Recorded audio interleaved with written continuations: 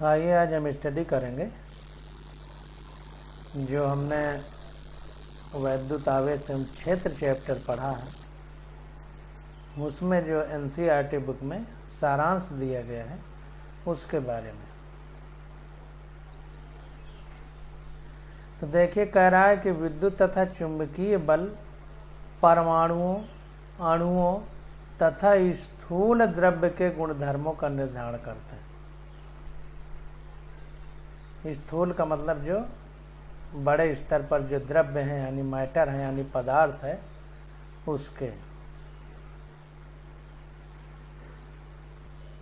अगला पॉइंट है, कह रहा है घर्षण विद्युत के सरल प्रयोगों के आधार पर यह निष्कर्ष निकाला जा सकता है कि प्रकृति में दो प्रकार के आवेश होते हैं, सजातीय आवेशों में प्रतिकर्षण तथा विजातीय आवेशों में आकर्षण होता है।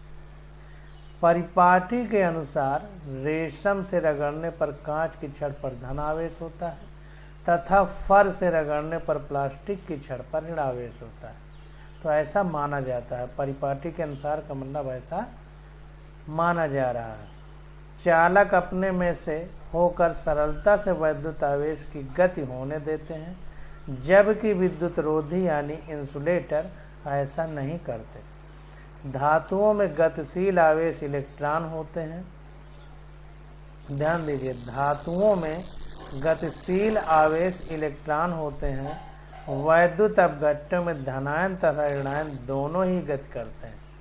ये बहुत इंपॉर्टेंट है कि जो धातु है इसमें जो है जो गति करते हैं वो इलेक्ट्रॉन होते हैं। वैद्युत आवेशों के तीन गुणधर्म होते हैं, क्वांटमीकरण, योज्यता तथा संरक्षण। क्वांटमीकरण, योज्यता तथा संरक्षण, ये वैद्युत आवेशों के तीन गुणधर्म होते हैं।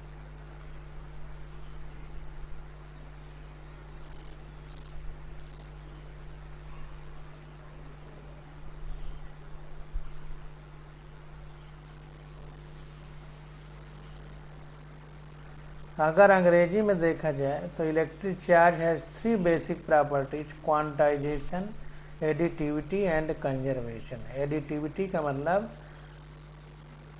जोड़े जा सकते हैं, तो क्वांटीकरण का मतलब या क्वांटमीकरण का मतलब कि ये संख्या में जैसे 1, 2, 3, 4 ऐसे संख्याएं जो पूर्ण संख्याएं हैं उस प्रकार इनको गुना किया जा सकता है, यानी इतने गुना हो सकते हैं।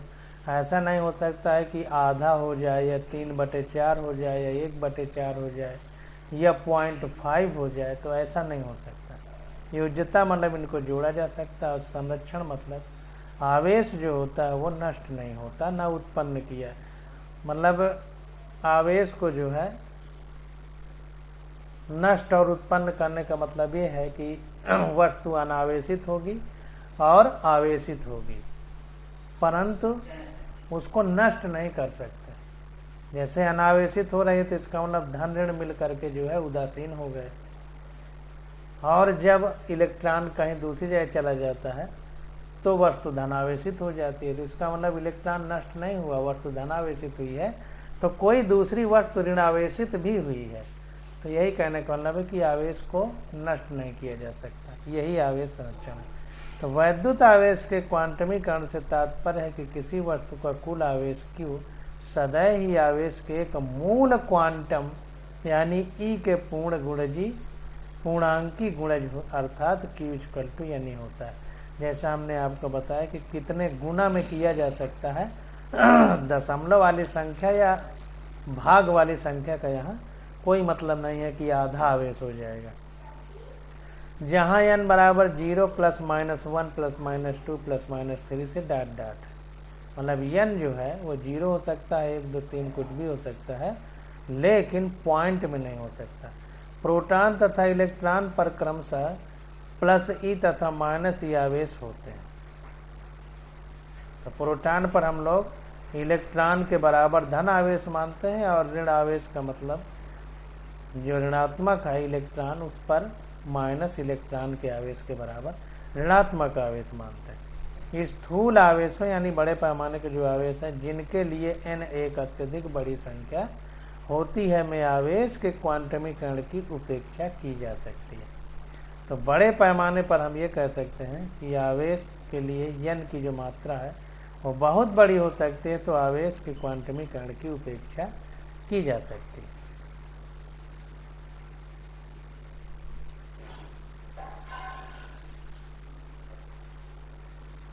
वैद्युत आवेशों की योज्यता से हमारा तात्पर्य है कि किसी निकाय का कुल आवेश उस निकाय के सभी एकांकी आवेशों का बीजगणितीय योग होता है, अर्थात योग करते समय उनके चिन्हों को ध्यान में रखकर होता है। तो ध्यान देना है, जब भी हम आवेशों को जोड़ेंगे तो उसके चिन्ह को जरूर ध्यान देंगे। वैद्युत आवेशों के संरक्षण से हमारा तात्पर्य है कि किसी वियुक्त निकाय यानी अलग किए गए सिस्टम, जिसको आइसोलेटेड कहते हैं, का कुल आवेश समय के साथ अपरिवर्तित रहता है। ये आवेश संरक्षण का मतलब है। इसका अर्थ यह है कि जब घर्षण द्वारा वस्तुएं आवेशित की जाती हैं तो आवेशों का एक वस्तु से दूसरी वस्तु में स्थानांतरण होता है, परंतु इस प्रक्रिया में ना तो कोई आवेश उत्पन्न होता है और ना ही नष्ट होता है। तो इसको ध्यान देना है कि ना ही कोई आवेश उत्पन्न होता है और ना ही नष्ट होता है। तो ना उत्पन्न होता है ना नष्ट होता है, केवल इलेक्ट्रॉन के स्थानांतरण होता है, जिससे एक वस्तु आवेशित लगती है, दूसरी एक वस्तु धन आवेशित लगती है, दूसरी ऋण आवेशित लगती है। अब देखिए कूलाम नियम क्या है। तो दो बिंदु आवेशों Q1 तथा Q2 के बीच पारस्परिक स्थिर वैद्युत बल आवेशों के गुणनफल Q1 Q2 के अनुक्रमानुपाती तथा उनके बीच की दूरी R21 के वर्ग के व्युत्क्रमानुपाती होता है। तो गणित रूप में हम इसको किस प्रकार कह सकते हैं? तो F21 का मतलब दूसरे आवेश द्वारा पहले पर जो बल लगाया जा रहा है, तो ये हो जाएगा Q2 पर Q1 के कारण लगने वाला बल। तो दो पहले लिखा है तो इसका मतलब दूसरे पर लग रहा है पहले के द्वारा, तो Q2 पर Q1 के कारण लगने वाला बल। तो ये हो जाएगा F इक्वल टू के Q1 Q2 अपान R21 का स्क्वायर। और चूंकि ये सदिश राशि है तो इसका यूनिट वेक्टर भी लिखेंगे, तो R⁻21 ये एकांक सदिश है। यहाँ R⁻21 आवेश Q1 से Q2 की दिशा में एकांक सदिश है, तो Q1 से Q2 की दिशा में एकांक सदिश है, तथा K = 1/4πε0 आनुपातिक स्थिरांक। यसाई मात्रकों में आवेश का मात्रक कूलाम है। नियतांक ε0 का प्रायोगिक मान है ε0 = 8.854 × 10⁻12 coulomb square per newton metre square. K का सन्निकट मान K = 9 × 10⁻9 coulomb metre square newton metre square per coulomb square होता है। K का मान दे दिया है यहाँ पर और ε0 का भी मान दे दिया है, तो जिसकी जब जरूरत होगी तो हम लोग उसको रखेंगे क्वेश्चन में। अब देखिए कह रहा है कि किसी प्रोटॉन तथा किसी इलेक्ट्रॉन के बीच वैद्युत बल तथा गुरुत्वाकर्षण बल का अनुपात, तो Ke²/G mP लगभग बराबर होता है 2.4 × 10⁻39। ये अनुपात हम लोग जब NCERT में क्वेश्चन लगा रहे थे तो पढ़ चुके हैं। अगला कह रहा है कि अध्यारोपण सिद्धांत जो है, प्रिंसिपल ऑफ सुपरपोजिशन, यह सिद्धांत इस गुणधर्म पर आधारित है कि दो आवेशों के बीच लगने वाले आकर्षी अथवा प्रतिकर्षी बल किसी तीसरे अथवा अधिक अतिरिक्त आवेशों की उपस्थिति से प्रभावित नहीं होते। कुल मिलाकर के जिन आवेशों के बीच हम बलों की बात कर रहे हैं, तो उनके चाहे वो अकेले हों या 100 और आवेश रखे हों, तो उनके बारे में, जिनके बारे में हम बलों की बात कर रहे हैं, तो आराम से कर सकते हैं। जो और आवेश हैं उनसे वो बल प्रभावित नहीं होते, चाहे वो आकर्षण का हो चाहे प्रतिकर्षण का। आवेशों Q1 Q2 Q3 के किसी समूह के लिए किसी आवेश जैसे Q1 पर बल, Q1 पर Q2 के कारण बल, Q1 पर Q3 के कारण बल आदि आदि के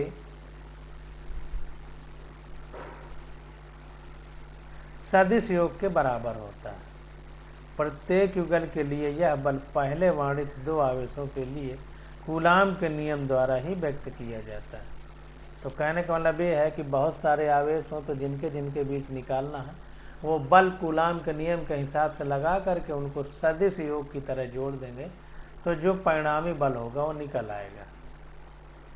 किसी आवेश विन्यास के कारण किसी बिंदु पर विद्युत क्षेत्र E किसी छोटे धनात्मक परीक्षण आवेश Q को उस बिंदु पर रखने पर उसके द्वारा अनुभव किए जाने वाले बल को उस आवेश के परिमाण तथा विभाजित करने पर प्राप्त होता है। तो कहने का मतलब है जिस प्रकार से हम विद्युत क्षेत्र निकालते थे, तो अगर किसी पॉइंट पर निकालना है, तो अगर मान लीजिए कोई पॉइंट चार्ज रखा है या बिंदु आवेश है, उसके कारण विद्युत क्षेत्र निकालना है, तो वहाँ पर एक टेस्ट चार्ज रख देते हैं जिसको परीक्षण आवेश हिंदी में कहते हैं। वो आवेश जो है धनात्मक होना चाहिए, धनात्मक परीक्षण आवेश। तो वो जो बल का अनुभव करेगा उस आधार पर हम विद्युत क्षेत्र की गणना करते हैं। तो वही कह रहा है कि किसी आवेश विन्यास के कारण किसी बिंदु पर विद्युत क्षेत्र E किसी छोटे धनात्मक परीक्षण आवेश Q को उस बिंदु पर रखने पर उसके द्वारा अनुभव किए जाने वाले बल को उस आवेश के परिमाण द्वारा विभाजित करने पर प्राप्त होता है। किसी बिंदु आवेश Q के कारण विद्युत क्षेत्र का कोई परिमाण Q/4πε0 r² होता है। जैसा विद्युत क्षेत्र का हम पीछे फार्मूला पढ़ चुके हैं। यदि Q धनात्मक है तो यह क्षेत्र अरी यानी त्रिज्यीय बहिर्मुखी होता है, तथा यदि Q ऋणात्मक है तो अरी यानी त्रिज्यीय अंतर्मुखी होता है। कूलाम बल की भांति विद्युत क्षेत्र भी अध्यारोपण सिद्धांत को संतुष्ट करता है। कूलाम बल की भांति जो विद्युत क्षेत्र है वो भी प्रिंसिपल ऑफ सुपरपोजिशन यानी अध्यारोपण सिद्धांत वहां भी लागू होता है। विद्युत क्षेत्र रेखा ऐसा चक्र है जिसके किसी भी बिंदु पर खींचा गया स्पर्शी वक्र के उस बिंदु पर विद्युत क्षेत्र की दिशा बताता है। तो जो विद्युत क्षेत्र आरेख हम लोग खींचते थे ऐसे पीछे धनावेश ऋणावेश को रख करके एनसीईआरटी में दिया है, तो जो भी आरेख हो उसमें अगर किसी बिंदु पर हमको विद्युत क्षेत्र की दिशा पता करना है तो जिधर को विद्युत क्षेत्र जा रहा हो उधर को एक स्पर्श रेखा खींच देंगे, वही विद्युत क्षेत्र की दिशा बताएगा। क्षेत्र रेखाओं की सापेक्षिक संकुलता विभिन्न बिंदुओं पर विद्युत क्षेत्र की सापेक्षिक तीव्रता को इंगित करती है। प्रबल विद्युत क्षेत्र में रेखाएं पास तथा दुर्बल क्षेत्र में से एक दूसरे से काफी दूर होती हैं। तो ध्यान देना है कि अगर विद्युत क्षेत्र प्रबल है तो विद्युत बल रेखाएं पास होंगी, दुर्बल होगा तो दूर होंगी। एक समान अथवा नियत विद्युत क्षेत्र में क्षेत्र रेखाएं एक दूसरे से एक समान दूरी पर समांतर सरल रेखाएं होती हैं।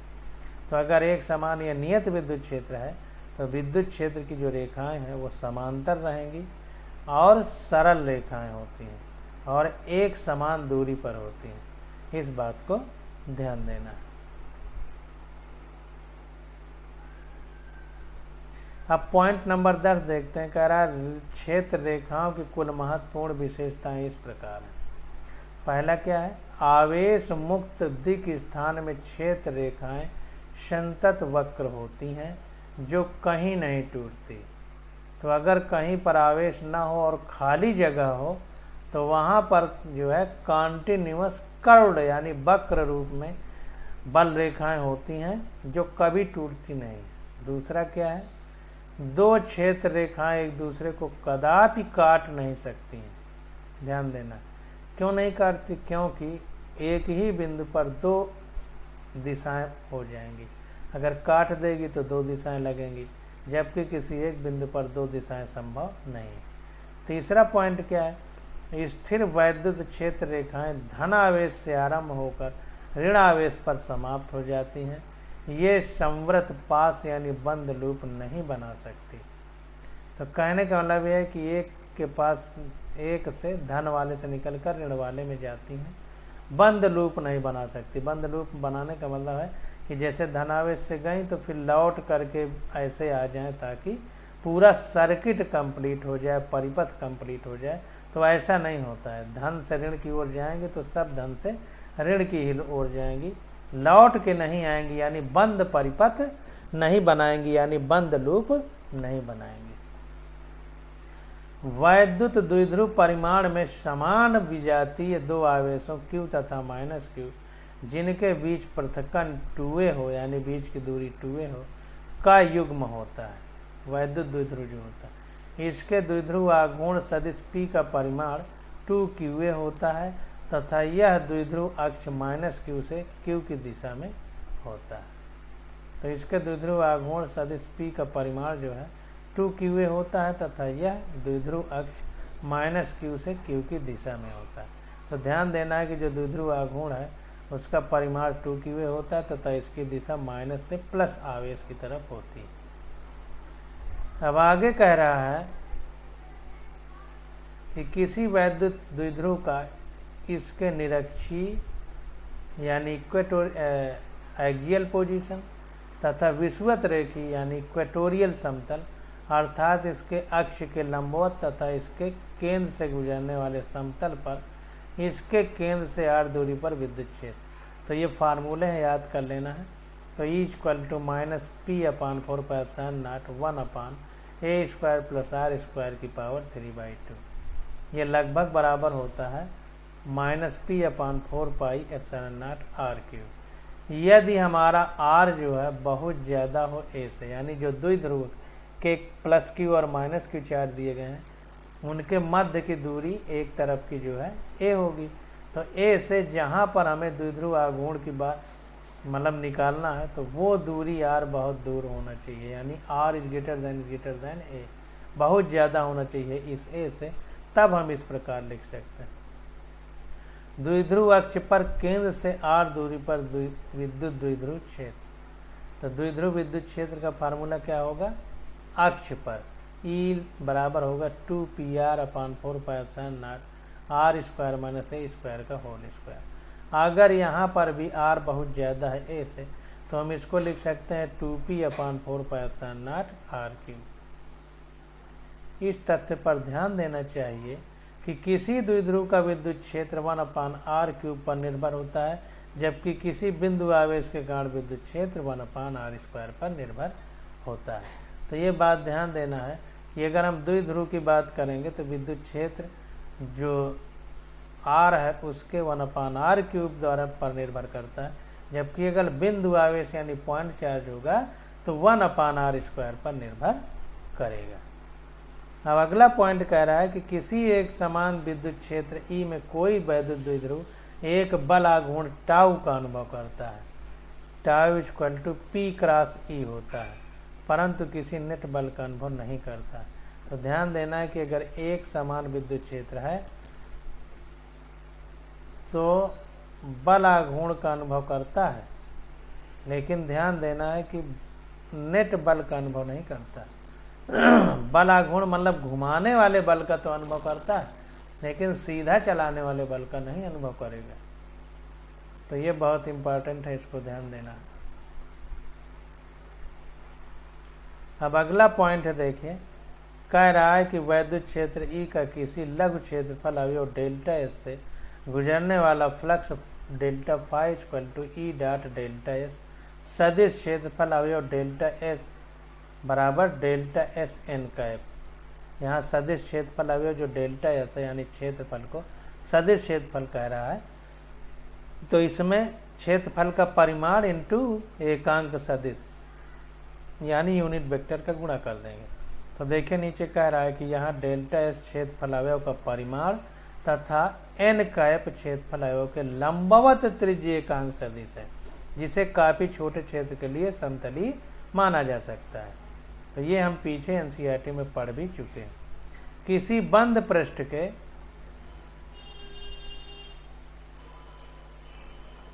क्षेत्रफल अवयव के लिए n² को परिपाटी के अनुसार बहिर्मुखी अभिलंब की दिशा माना जा सकता है।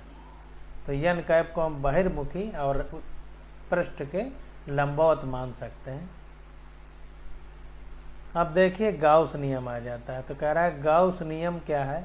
तो किसी बंद पृष्ठ S से गुजरने वाले किसी विद्युत क्षेत्र का फ्लक्स उस पृष्ठ S द्वारा परिबद्ध कुल आवेश का 1/ε0 गुना होता है। यह नियम विद्युत क्षेत्र के निर्धारण में विशेष रूप से तब उपयोगी होता है जबकि आवेश वितरण में सरल सममिति हो। तो तब लागू होता है जब सिंपल सिमेट्री में आवेश वितरण। एक समान रैखिक आवेश, देखिए सब जगह एक समान लिखा है, तो इसको ध्यान देना है कि ये नियम तब सही होगा जब विद्युत क्षेत्र जो है का जो आवेश वितरण है जिसके कारण विद्युत क्षेत्र है वो सरल सममिति में हो, तब ये फार्मूला 1/ε0 लागू होगा विद्युत फ्लक्स के लिए। अब देखिए हर जगह एक समान लिखा है, यानी सरल सममिति में वितरित है आवेश। तो एक समान रैखिक आवेश घनत्व लैम्डा का पतला अनंत लंबाई का सीधा तार E=λ/2πε0 r n। यहाँ r बिंदु की तार से लंबवत दूरी है। जो r है ये बिंदु कोई है, r जो है ये तार से लंबवत दूरी है तथा n उस बिंदु से गुजरने वाले तार के अभिलंबवत तल में त्रिज्य एकांक सदिश है। तो n जो है जो ये r बिंदु माना गया है तार से लंबवत, मान लीजिए कोई तार है हमारा, तो इस तार से लंबवत ये दूरी हो गई। अब ये मान लीजिए कि r है, तो यही कह रहा है कि n उस बिंदु से गुजरने वाला। अभी यहाँ पर अगर जो बिंदु माना गया ये r, तो कह रहा है कि इस बिंदु से गुजरने वाले अभिलंबवत तल में त्रिज्य एकांक सदिश है। तो अभिलंबवत तल यही वाला हमारा हो गया, इसके लंबवत जो ये तार का तल है तो इसके लंबवत गुजरने वाला एकांक सदिश है। तो कुल मिलाकर के इस r की दिशा में ही गुजरेगा तभी लंबवत हो सकता है। तो इस तार के अभिलंबवत तल से गुजरने वाला एकांक सदिश है, तो लंबवत ये इसी तरफ होगा। अब आगे देखते हैं, कह रहा है एक समान पृष्ठीय आवेश घनत्व सिग्मा की पतली अनंत समतल चादर के लिए क्या होगा, E बराबर σ/2ε0 n। यहाँ n समतल के अभिलंबवत पार्श्व के दोनों ओर बहिर्मुखी एकांक सदिश है। इसको ध्यान दीजिए कि कोई प्लेट है, अगर इस तरह से कोई प्लेट है, ये मान लीजिए प्लेट है, तो इसके इस तरफ भी होगा और इस तरफ भी होगा विद्युत क्षेत्र। तो अगर मान लीजिए धनावेशित प्लेट है तो बहिर्मुखी विद्युत क्षेत्र होगा, इस तरफ भी लंबवत और इस तरफ भी लंबवत होगा। तो इसीलिए जो n है वो कह रहा है कि समतल के अभिलंबवत पार्श्व यानी जो ये पृष्ठ है के दोनों ओर बहिर्मुखी एकांक सदिश है n। अब आगे देखते हैं, कह रहा है एक समान पृष्ठीय आवेश घनत्व सिग्मा के पतले गोलीय खोल या कोष के लिए, ये सिग्मा यहाँ पर है, यहाँ रो होना चाहिए था क्योंकि ये पतली समतल चादर के लिए, लैम्डा रेखीय के लिए पतली समतल चादर के लिए सिग्मा, यहाँ पर रो होना चाहिए था। जो इस तरह का चिन्ह बनता है, इसको सुधार लीजिए, इस तरह का जो चिन्ह बनता है ये रो होना चाहिए। तो यहाँ पर एक समान पृष्ठीय आवेश घनत्व, हालांकि पृष्ठीय ही पूछ रहा है, पृष्ठीय है, ठीक, यहाँ भी पृष्ठीय है और यहाँ भी पृष्ठीय है, मतलब वही एक ही, इसी के दो तरीके से पूछ रहा है। तो कह रहा है एक समान, सही है, लिखा हुआ है सही। तो ये कह रहा है एक समान पृष्ठीय आवेश घनत्व सिग्मा के पतले गोलीय खोल या कोष के लिए, पतला गोलीय खोल हो या कोष हो, मतलब ऊपर जैसे छोटे बच्चे गेंद खेलते हैं तो अंदर पूरा खोखला रहता है, पतली परत से गेंद बना होता है। तो उसके अगर पृष्ठ की बात करें तो E बराबर Q/4πε0 r² होगा। जहाँ पर जो ये r है ये नीचे वाला यानी परिमाण है जो, तो is greater than capital R। तो ये जो है गोलीय कोष जो है, मान लीजिए कोई गोला है खोखला, तो ये जो R जहाँ पर निकाल रहे हैं तो उस गोले से, अब यहाँ देखिए गोला हम बना सकते, गोला बनाने का कोई विकल्प नहीं तो वृत्त बना देते हैं। इसको आप गोला ही मानिए कि ये पूरा गोला है गोल। तो इसके जो है ये मान लीजिए त्रिज्या R है, तो इससे बाहर ये कैपिटल R होना चाहिए, इससे यहाँ बाहर कैपिटल R। तो यही कह रहा है कि नहीं, ये R is greater than capital R। तो ये R जो है, ये त्रिज्या अगर कैपिटल R है तो ये जहाँ पर हम निकाल रहे हैं ये स्मॉल r बहुत ज़्यादा होना चाहिए इस गोलीय कोश की त्रिज्या से। ये कहने का मतलब, यहाँ r गोलीय कोश के केंद्र से बिंदु की दूरी तथा r खोल की त्रिज्या। तो देखिए r त्रिज्या है और ये जो r स्मॉल r पॉइंट लिया गया है ये केंद्र से दूरी है। तो केंद्र से जो दूरी है r उसको बता रहा है कि गोलीय कोश की त्रिज्या से बहुत ज़्यादा होना चाहिए, ये कहने का मतलब है।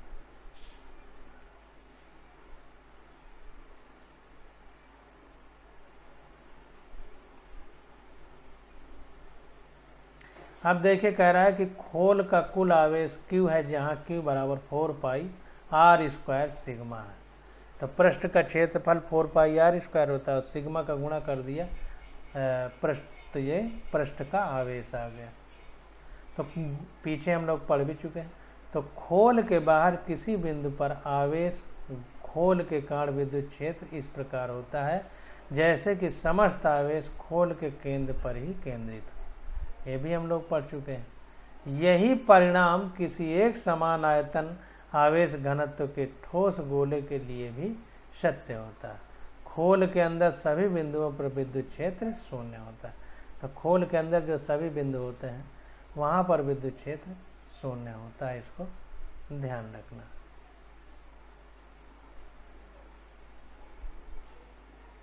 अब यहाँ पर देखिए नीचे जो है जो विद्युत राशियाँ हम लोग पढ़े हैं उन्हीं के जो है विमाएँ वगैरह दी गई हैं। तो सदिश क्षेत्रफल अभी और डेल्टा एस विमा L स्क्वायर हो जाएगी, मात्रक मीटर स्क्वायर होगा और टिप्पणी में क्या होगा delta S equal to delta S N cap, मतलब ये सदिश है और ये परिमाण है।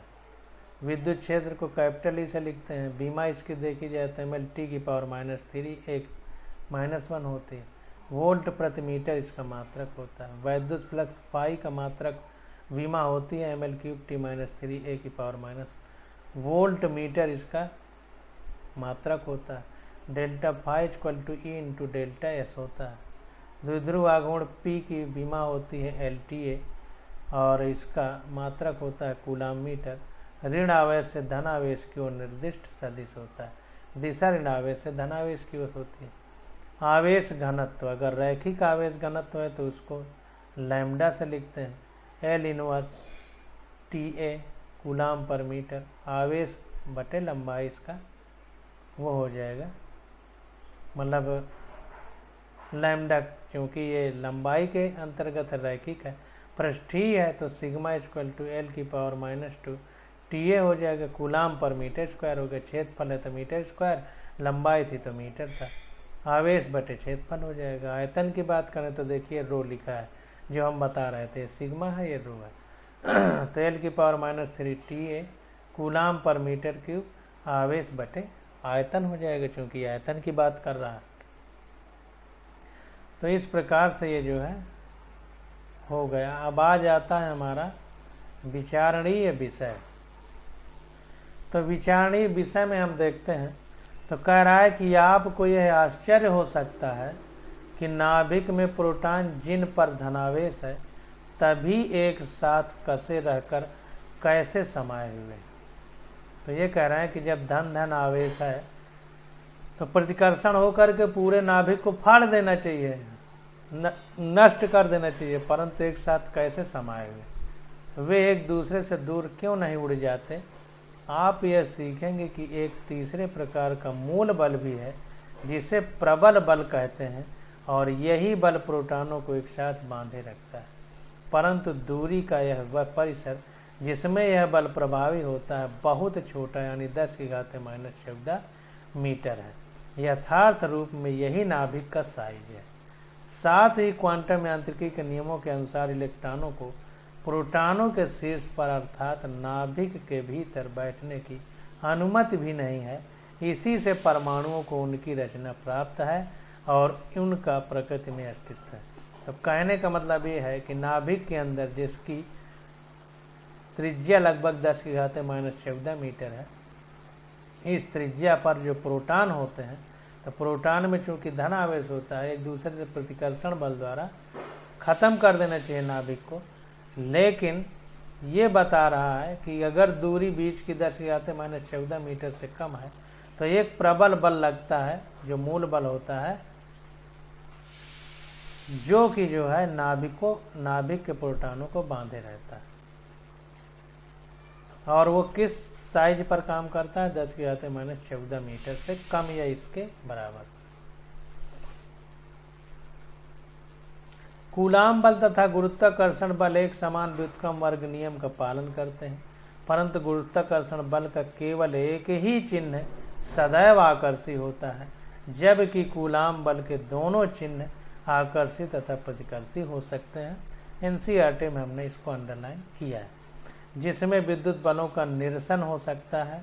यही कारण है कि अत्यंत दुर्बल बल होने पर भी गुरुत्व बल प्रकृति में एक प्रबल तथा अधिक व्यापक बल हो सकता है। अब यहाँ पर जो लिखा हुआ है देखिए कि वैद्युत बलों का निरसन हो सकता है, यानी एक दूसरे को कैंसिल कर सकते हैं, क्योंकि आकर्षी तथा प्रतिकर्षी हैं। तो एक का प्रभाव मान लो दक्षिण की तरफ है तो दूसरे का प्रभाव उत्तर की तरफ हो सकता है, तो उत्तर दक्षिण एक दूसरे के विपरीत होंगे और दोनों बल का जो परिमाण है बराबर होगा, तो एक दूसरे को कैंसिल कर सकते हैं। हमने एक उदाहरण बताया है, किसी भी दिशा में हो सकते हैं, दो विपरीत दिशाओं में। तो इसीलिए कह रहा है कि चूंकि आकर्षी प्रतिकर्षी हैं तो दो बातें आ गई, तो दोनों एक दूसरे को कैंसिल कर सकते हैं। तो इसीलिए कह रहा है कि विद्युत बलों का निरसन हो सकता है, यानी कैंसिल कर सकते हैं। यही कारण है कि अत्यंत दुर्बल होने पर भी गुरुत्व बल प्रकृति में एक प्रबल तथा अत्यधिक व्यापक बल हो सकता है, क्योंकि गुरुत्व बल सिर्फ आकर्षण का है तो इसको कैंसिल नहीं किया जा सकता, इसीलिए प्रकृति में प्रबल तथा व्यापक बल हो सकता है। अब कह रहा है कि यदि आवेश के मात्रक को कूलाम के नियम द्वारा परिभाषित करना है तो कूलाम के नियम में आनुपातिक स्थिरांक के एक चयन का विषय है, परंतु एसआई मात्रकों में विद्युत धारा के मात्रक एम्पियर को उसी के चुंबकीय प्रभाव यानी एम्पियर नियम द्वारा परिभाषित किया जाता है, तथा आवेश के मात्रक कूलाम को केवल 1 कूलाम = 1 एम्पियर सेकंड द्वारा परिभाषित किया जाता है। तो इस प्रकार एक कूलाम का है या करंट की जो परिभाषा है विद्युत धारा की, उससे 1 एम्पियर सेकंड आएगा। इस प्रकरण में K का मान स्वैच्छिक नहीं है, यह लगभग 9 × 10⁹ Newton metre square per coulomb square है। अब देखिए चौथा पॉइंट का क्या कह रहा है।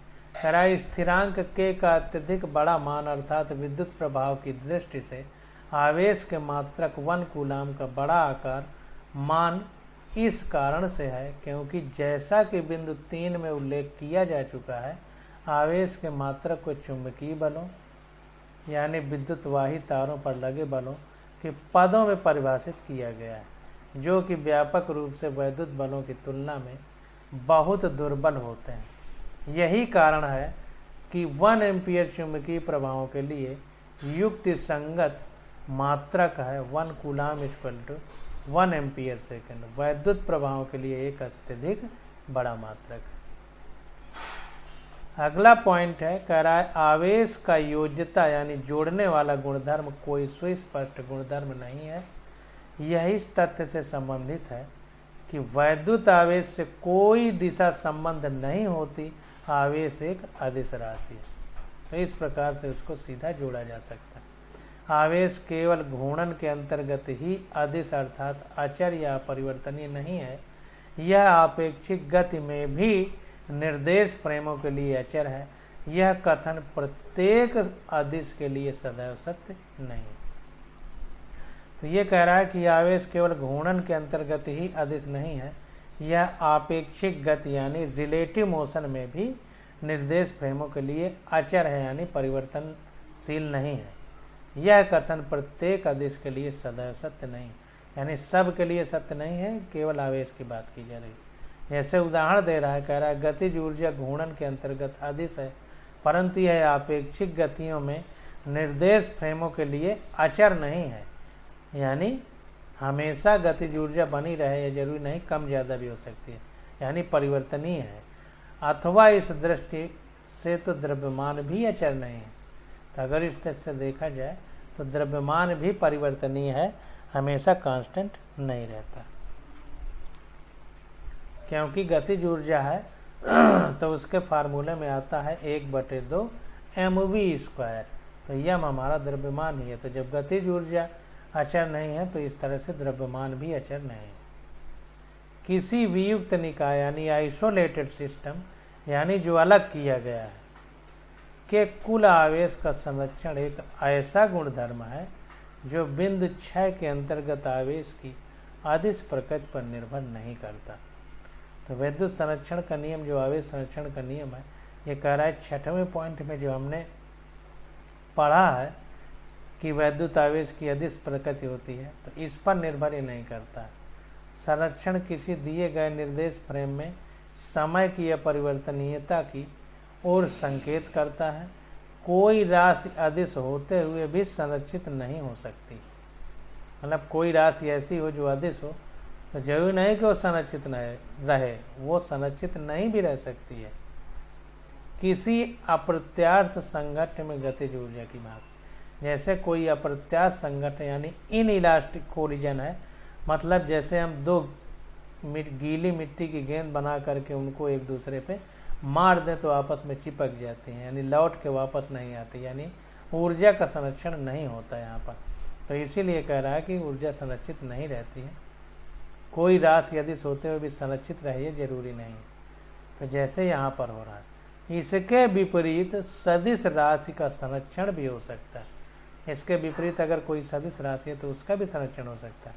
उदाहरण के लिए किसी वियुक्त निकाय यानी अलग किए गए निकाय जिसका वातावरण से कोई मतलब नहीं है का कोणीय संवेग संरक्षण।